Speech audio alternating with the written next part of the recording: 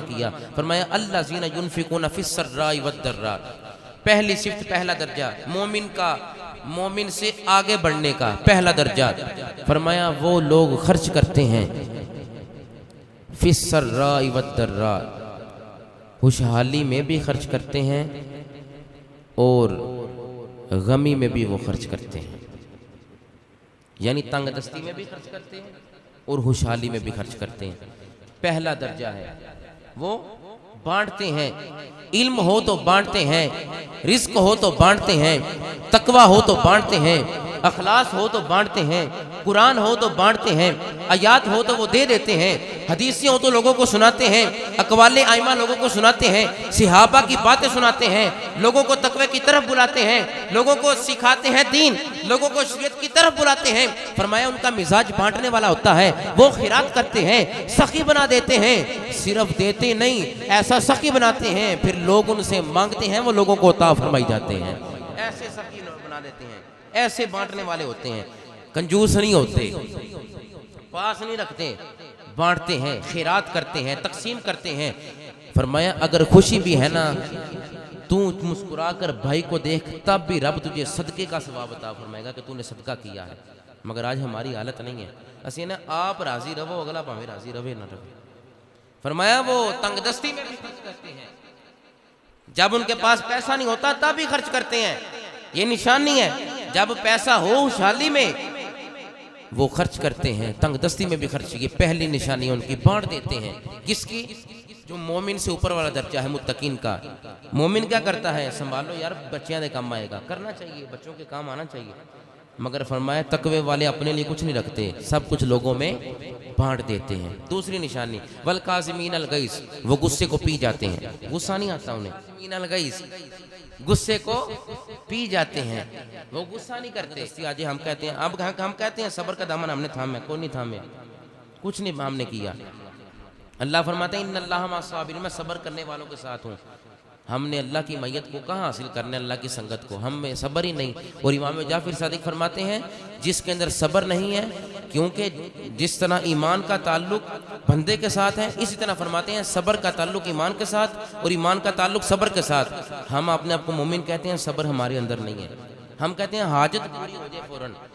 آپ ایک مثال دے کر سمجھاتے ہیں، فرماتے ہیں سر کا تعلق جسم کے ساتھ ہے، سر کا تعلق جسم کے ساتھ ہے اور جسم کا تعلق سر کے ساتھ، اگر سر جدا ہو جائے تو جسم کا اس دھڑ کا کوئی فائدہ ہے؟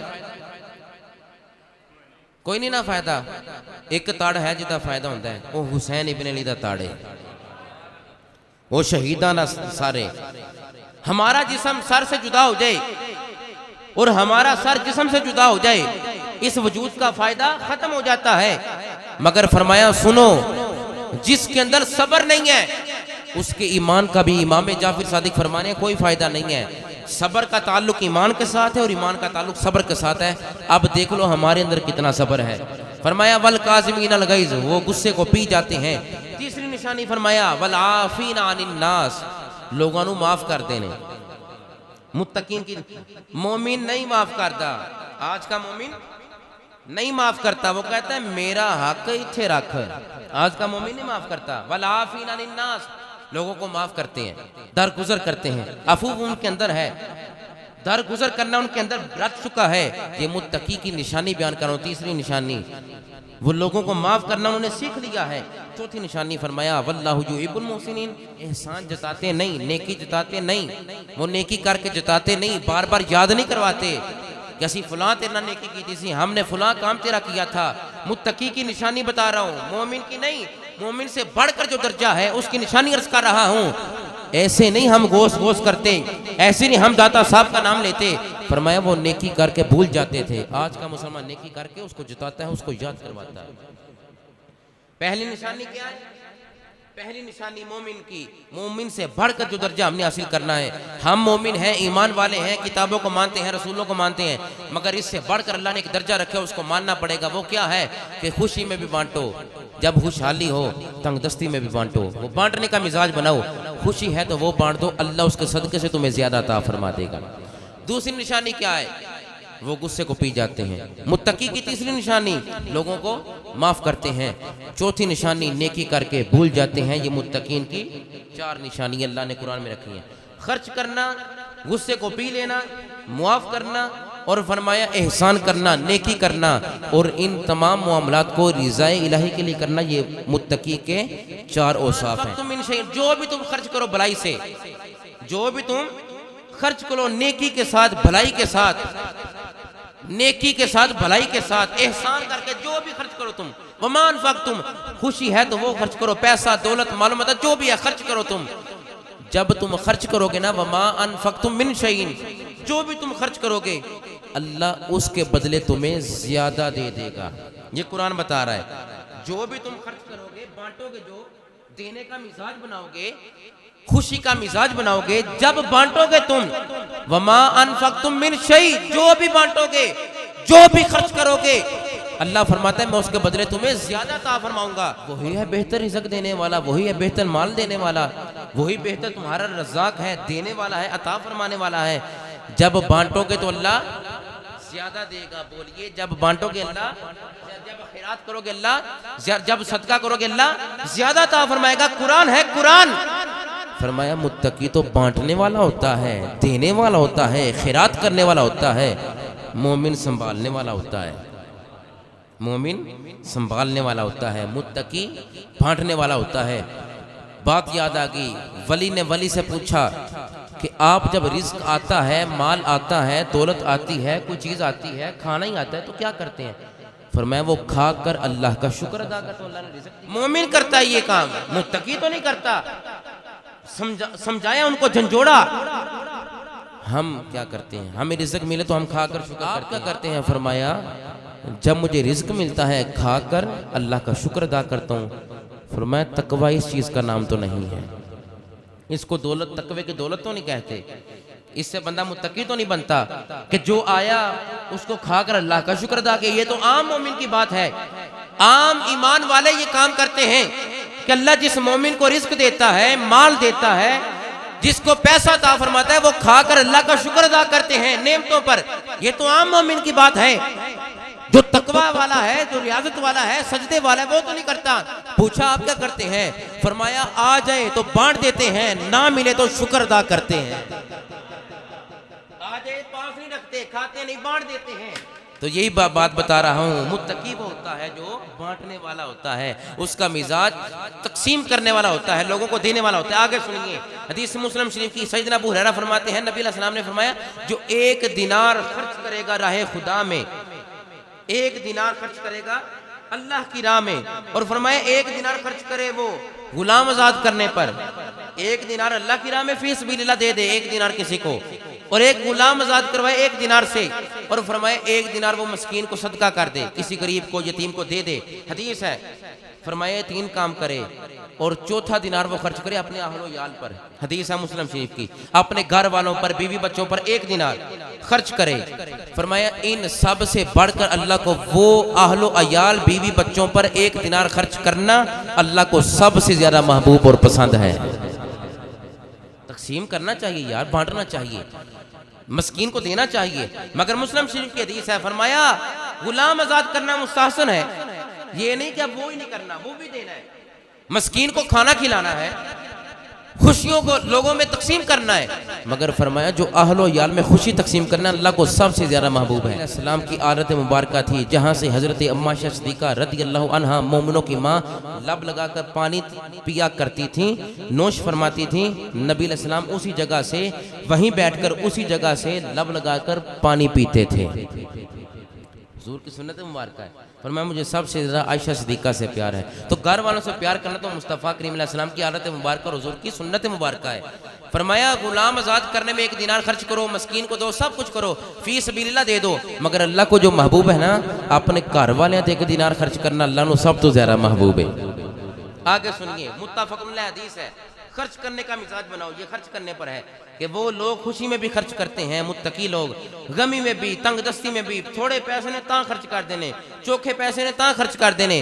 متفق علیہ بخاری مسلم کی، فرمایا تم خرچ کرو کسی پر، دوسرے پر، تم خرچ کرو کسی پر، تم پر خرچ کیا جائے گا، یہ مصطفیٰ کی حدیث ہے۔ تم خرچ کرنے والا مزاج بناؤ، تقسیم کرنے والا مزاج بناؤ۔ تم پر خرچ کیا جائے گا، تم پر تقسیم کیا جائے گا۔ جو خرچ نہیں کرے گا، حضرت اما صدیقہ فرماتی ہیں کنجوسی ایک ایسا درخت ہے جو جہنم میں ہے، شاخ دنیا میں جو اس کی شاخ کو پکڑتا ہے، جو اس کی شاخ کو پکڑتا ہے وہ جہنم کے قریب ہو جاتا ہے۔ اور فرمایا سخی، سخاوت جنت میں ایک درخت ہے، شاخ دنیا میں ہے، جو بانٹتا رہتا ہے اس کی شاخ سے لپٹ جاتا ہے اور وہ جنت کے بھی قریب ہو جاتا ہے، لوگوں کے قریب بھی ہو جاتا ہے اور رب کے قریب بھی ہو جاتا ہے۔ یہ اما صدیقہ فرما رہی ہیں۔ تو بانٹنے کا مزاج بناؤ، خرچ کرنے کا۔ بخاری کے حدیث ہے، نبی علیہ السلام نے ارشاد فرمایا بانٹنے کا مزاج بناؤ۔ دوسری بات کرتا ہوں، وقت مختصر ہے۔ والقاسمین الغیظ، متقی کی دوسری نشانی، جو تقوی والے ہوتے ہیں نا، اہل اللہ، اللہ کے قریب رہنے والے لوگ، دوسری نشانی یہ ہے والقاسمین الغیظ، غصے کو پی جاتے ہیں۔ اس پر نبی علیہ السلام نے ارشاد فرمایا والقاسمین الغیظ، غصے کو پی جانا۔ بخاری کی حدیث فرمایا صحابہ سنو، بہادر وہ نہیں جو میدان میں آ کر اپنے مد مقابل پر قابو پا لے، وہ بہادر نہیں۔ حضور فرما رہے ہیں میرے صحابہ سنو، میدان کے اندر مد مقابل پر قابو پا لینا، اس کو بہادری و جواں مردی نہیں کہتے۔ نبی علیہ السلام نے فرمایا سنو، بہادری اس چیز کا نام ہے کہ غصے کو پی جانا، غصے پر قابو کرنا اور غصے پر کنٹرول رکھنا۔ نبی علیہ السلام نے فرمایا سب سے بڑا بہادر وہ ہے۔ حضور کی حدیث ہے والقاسمین الغیظ۔ اب یہ متقی جو لوگ ہیں انہوں نے قرآن پر عمل کیا ہے، حدیث پر عمل کیا ہے، وہ غصے والے نہیں ہوتے، وہ تو پیار والے ہوتے ہیں، محبت والے ہوتے ہیں۔ حضرت انس بن مالک فرماتے ہیں جو زبان کو محفوظ رکھے گا اللہ رب العزت اس میرے امتی کی پردہ پوشی فرمائے گا، عیب ظاہر نہیں ہونے دے گا۔ ہم کیا کرتے ہیں، جلدی سے جواب دے دیتے ہیں، ہم غصے پر قابو نہیں پاتے۔ فرمایا جو زبان کو محفوظ رکھے گا، اللہ نے یہ گیٹ پاس لگایا 32 دانت، اس کے پیچھے زبان کو رکھا، مگر ہم پھر والدین کے آگے زبان چلاتے ہیں، رشتہ داروں کے آگے زبان چلاتے ہیں، اپنے اساتذہ کے آگے زبان چلاتے ہیں۔ اتنا محفوظ اللہ نے زبان کو رکھا کہ 32 دانتوں کے پیچھے رکھا۔ فرمایا جو زبان کو محفوظ رکھے گا اللہ اس کے عیبوں کو محفوظ رکھے گا، عیب چھپائے گا، اللہ اس کی خوشی فرمائے گا۔ اور فرمایا جو غصے پر قابو رکھے گا قیامت کے دن اللہ اس سے اپنے عذاب کو دور فرما لے گا۔ اتنی بڑی بات ہے، جو غصے پر قابو رکھے گا۔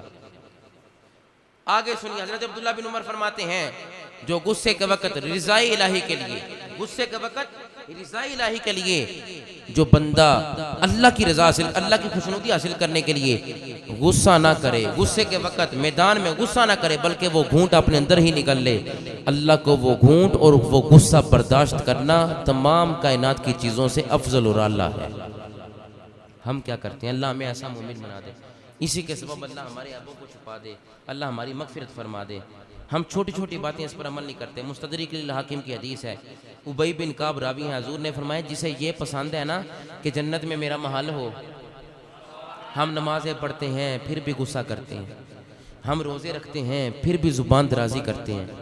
بچنا چاہیے یار، نماز پڑھنے کے بعد بھی ہم غصہ کریں، روزہ رکھنے کے بعد بھی، ہم مسجد آنے کے بعد بھی زبان درازی کریں تو بڑا مشکل سا کام ہے۔ نبی علیہ السلام نے حضرت ابی بن کعب راوی حضور نے فرمایا جو بندہ یہ چاہتا ہے نا کہ میرا جنت میں محل ہو اور میرے درجات بلند ہو جائیں، اسے چاہیے جو ظلم کرے اسے معاف کر دے، جنت میں محل مل جائے گا۔ اور فرمایا دوسری بات، جو محروم کرے اسے عطا کر دینا، اسے دے دینا، اسے بانٹ دینا، اسے تقسیم کرنا، اسے عطا کرنا، فرمایا یہ عمل ایسا ہے کہ جنت میں محل مل جائے گا۔ اور فرمایا جو قطع تلقی کرے، آپ سے تعلق توڑ دے، اس سے تعلق جوڑنا، جس کے اندر یہ 3 صفات ہوں گی، تعلق کو جوڑنے والی، غصے پر قابو کرنے والی اور زبان کو محفوظ رکھنے والی۔ آقا فرماتے ہیں جس کے اندر یہ 3 صفات آ گئیں، ایسے سمجھے جنت میں اس کا محل تیار ہو چکا ہے۔